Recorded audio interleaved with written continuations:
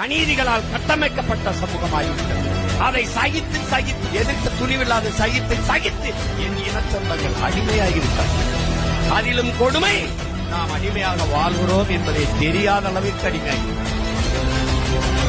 தெரிகிறது.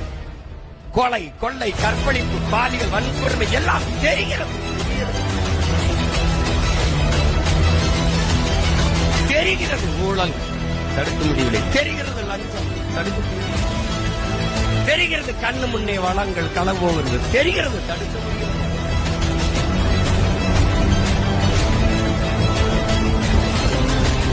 அம்பேத்கர் ஒருவன் அடிமையாக இருக்கிறான் என்பதை உணர்த்திவிடு, அவனே கிளர்ச்சி செய்வான். இதைத்தான் 15 ஆண்டுகளாக நீங்கள் பெற்ற பிள்ளைகள், உங்கள் உடன் பிறந்தவர்கள் 15 ஆண்டுகளாக நான் அடிமை, நாம் அடிமை என்பதை உணர்த்திக் கொண்டே வருகிறோம்.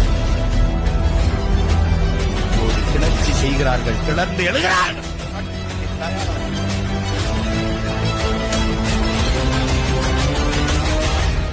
புரட்சி என்பது என்ன? அது ரத்தம் சிந்தும் வன்முறையாகத்தான் இருக்க வேண்டும் என்பது அல்ல.